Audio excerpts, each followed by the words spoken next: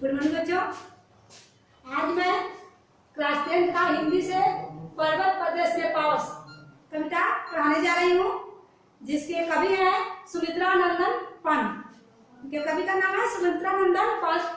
जन्म हुआ था इनका 1900 में और मृत्यु हुई थी 1977 में। ये छायावाद कवि भी कहे जाते हैं। चार हो छायावाद कवि है, पंत, प्रसाद, निराला और वर्मा। ये छायावाद कवि कहे जाते हैं। क्यों कहे जाते हैं? क्योंकि ये लोग प्रकृति के बारे में बहुत वर्णन करते हैं। ये लोग प्रकृति के बारे में बहुत सारे उल्लेख किए हैं, वर्णन किए हैं, तो ये इसलिए इनको छायावाद कवि कहा जाता है। तो बच्चों, आज हम देखेंगे कि पर्वत प्रदेश में पावस में कवि क्या प्रकृति के बारे में वर्णन कर रहे हैं। देखिए, प्रस्तुत कविता में कवि वर्षा ऋतु में पहाड़ों का वर्णन कर रहा है। वर्षा ऋतु में पहाड़ में कैसा परिवर्तन होता है, पहाड़ों पर कैसा परिवर्तन होता है, इसका वर्णन सुमित्रा नंदन पंत जी कर रहे हैं। पावस, देखिए, पावस ऋतु थी पर्वत प्रदेश पल पल परिवर्तित प्रकृति वेश कर रहे हैं कवि की। पावस ऋतु थी, वर्षा ऋतु थी, पावस ऋतु थी, वर्षा ऋतु थी और पर्वत प्रदेश था और पहाड़ था और वर्षा ऋतु थी। और उसमें जो पल पल थोड़े देर में क्या कर रही थी? प्रकृति अपना वेश बदल रही थी। प्रकृति अपना वेश को बदल रही थी। मेघला का पर्वत अपार अपने सहस्त्र दिग सुमन फाड़ और लोक रहा है बार बार नीचे जल में नीचे महाकाल। कहते हैं कवि कि जो पर्वत की ढाल है वो कमरधनी के आकार का लग रहा है। पहाड़ पर जो पर्वत की ढालें हैं वो कमरधनी के आकार का लग रहे हैं और पहाड़ पर रंग बिरंगे फूल खिले हुए हैं। पहाड़ पर रंग बिरंगे फूल खिले हैं। कवि कहते हैं कि लगता है, ऐसा लगता है मानो पहाड़ जो है हजारों फूल रूपी आंखें फाड़ फाड़ कर देख रहा है। ऐसा प्रतीत हो रहा है मानो पहाड़ जो है हजारों फूल रूपी आंखों को फाड़ फाड़ कर अवलोकन कर रहा है।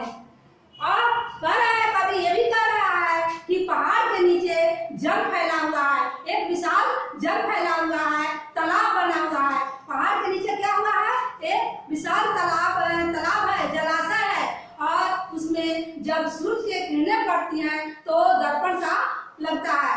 जब उसमें सूरज की किरणें पड़ती हैं तो दर्पण सा लगता है। तो बच्चों, इसको समझ आ गया आप लोगों को कि जो पहाड़ की ढालें हैं वो कैसी है? कमरधनी के आकार का। पावस ऋतु में, वर्षा ऋतु में जो पहाड़ की ढालें हैं वो कमरधनी के आकार का लग रहा है।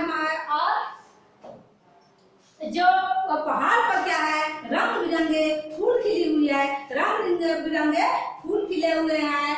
ऐसा लग रहा है मानो पहाड़ अपनी हजारों फूल रूपी आंखों से अवलोकन कर रहा है, देख रहा है। पहाड़ के नीचे क्या है? पहाड़ के नीचे जल है, विशाल जल है, जलाशय है, विशाल जल है, जलाशय है, तालाब है। और जब सूरज की किरणें पड़ती है तो वह दर्पण सा महसूस होता है। जब सूरज की किरणें उस पर पड़ती है, जलाशय पर, तालाब पर, तो वो दर्पण सा महसूस होता है। क्या होता है? दर्पण सा लगता है, दर्पण सा महसूस होता है। फिर देखो बच्चों क्या कर रहे हैं? गिरी का गौरव गाकर झरझर मद में नस नस उत्तेजित कर मोती सी लड़ियों से सुंदर झरते हैं झाग भरे झरझर।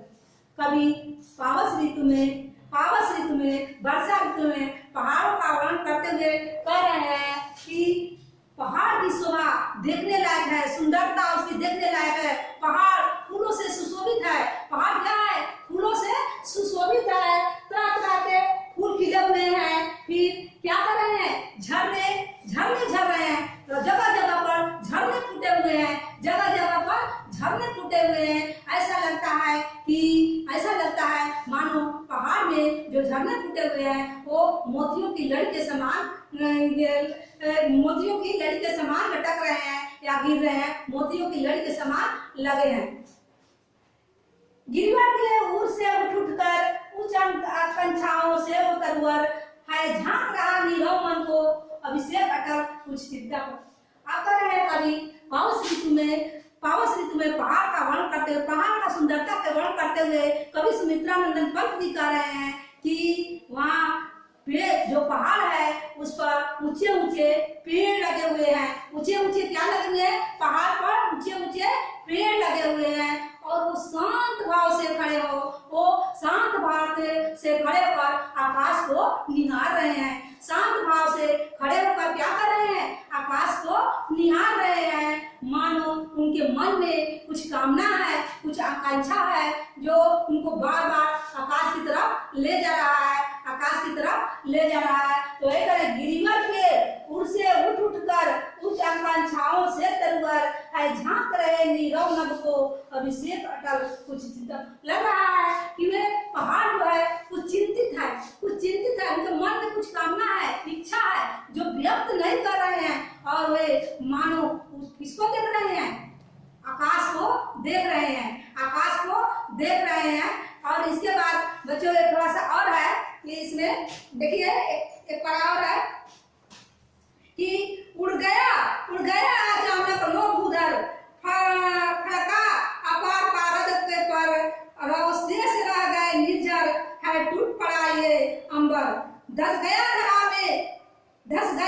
में सब साल, उठ रहा धुआं के जब गए जार ताल। यो जलद यान विचार विमर, यो इंद्र फैलता इंद्रजाल। इसलिए कभी कहते हैं कि पर्वतीय कहते हैं कि आकाश में विशालकाय बादल उमड़ रहा है। आकाश में क्या हो रहा है? विशालकाय बादल उमड़ रहा है और वो बादल की परछाई कहाँ पड़ रही है? तालाब में पड़ रही है। तालाब में वो बादल की परछाई तालाब में पड़ रही है। लगता है कि तालाब में क्या है? बादल उमड़ रही है, तालाब में बादल उमड़ रही हो। लगता है इंद्र जो है वे वर्षा ऋतु में खेल रहे हैं। इंद्र भगवान जो है वो वर्षा ऋतु में इंद्रजाल का खेल रहे हैं। तो बच्चों इतना आप लोगों को समझ में आ गया होगा। देखिए यहाँ शब्दार्थ है मेखलाकार।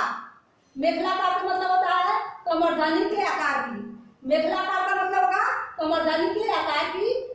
सहस्त्र मतलब हजारों, सुमन मतलब होता है फूल, दृग मतलब होता है आम, पावस मतलब होता है बसंत ऋतु। इसके बाद इसी चैप्टर से क्वेश्चन देंगे, आप लोग बनाइएगा। इसी जो पढ़ाए हैं बस उतना ही से क्वेश्चन देंगे, आप लोग बना लीजिएगा सब। इसके बाद भी पढ़ाऊंगी। धन्यवाद।